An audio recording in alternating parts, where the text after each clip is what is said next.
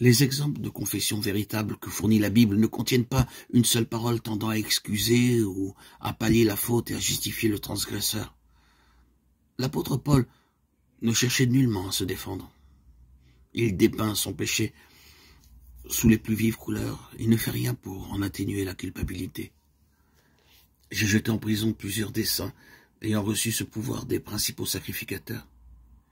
Et quand on les mettait à mort, je joignais mon suffrage à celui des autres. Je les ai souvent châtiés dans toutes les synagogues et je les forçais à blasphémer. Dans mes excès de fureur contre eux, je les persécutais même jusque dans les villes étrangères. Acte 26, 10, 11. Il n'hésite pas à dire Jésus-Christ est venu dans le monde pour sauver les pécheurs, dont je suis le premier. 1 Timothée 1, 15. Le cœur humilié et contrit, subjugué par un repentir véritable, comprendra jusqu'à un certain point l'amour de Dieu et le prix du calvaire. Comme un fils fait sa confession, un père aimant le pécheur véritablement repentant apportera tous ses péchés devant Dieu. Car il est écrit, si nous confessons nos péchés, il est fidèle et juste pour nous les pardonner et pour nous purifier de toute iniquité. Jean 1, 9. Une confession ne sera jamais acceptée par Dieu si elle n'est pas accompagnée d'un repentir sincère et d'une réforme. Il faut qu'un changement radical de la vie l'accompagne et que tout ce qui n'est pas agréable à Dieu soit mis de côté. Ce sera la conséquence de la douleur réelle du péché. La tâche qui nous incombe nous est clairement révélée. Lavez-vous, purifiez-vous, ôtez de devant mes yeux la méchanceté de vos actions. Cessez de faire le mal.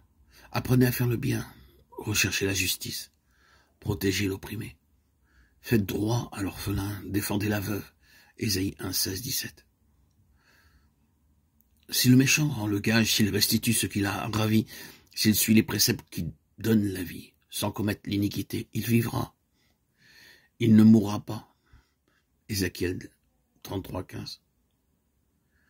Parlant de l'œuvre de la repentance, l'apôtre Paul s'exprime ainsi. Cette même tristesse, selon Dieu, quel empressement n'a-t-elle pas produit en vous? Quelle justification, quelle indignation, quelle crainte, quel désir ardent, quel zèle, quelle punition. Vous avez montré à tout égard que vous étiez purs dans cette affaire. 2 Corinthiens 7, 11. Confessez donc vos péchés les uns aux autres et priez les uns pour les autres afin que vous soyez guéris, dit l'apôtre Jacques 5, 16. Confessez vos fautes à Dieu, qui seul peut les pardonner. Et confessez-vous mutuellement vos torts. Si vous avez offensé votre ami ou votre prochain, votre devoir est de le reconnaître et le leur de vous pardonner.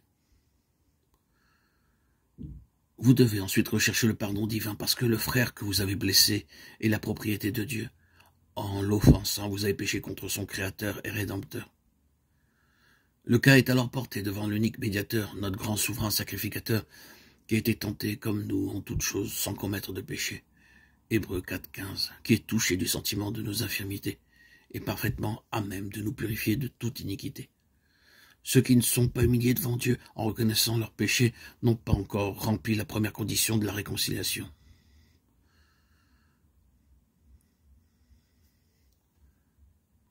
Si nous n'avons pas éprouvé cette tristesse dont on ne se répand jamais, si nous n'avons pas confessé nos péchés d'un cœur contrit et rempli d'horreur à la pensée de nos iniquités, nous n'avons jamais véritablement cherché le pardon. Et si nous ne l'avons jamais fait, nous ne pouvons pas avoir trouvé la paix de Dieu. L'unique raison pour laquelle nous n'avons pas le pardon de nos péchés passés, c'est que nous ne voulons pas nous humilier et nous conformer aux conditions de la parole de vérité.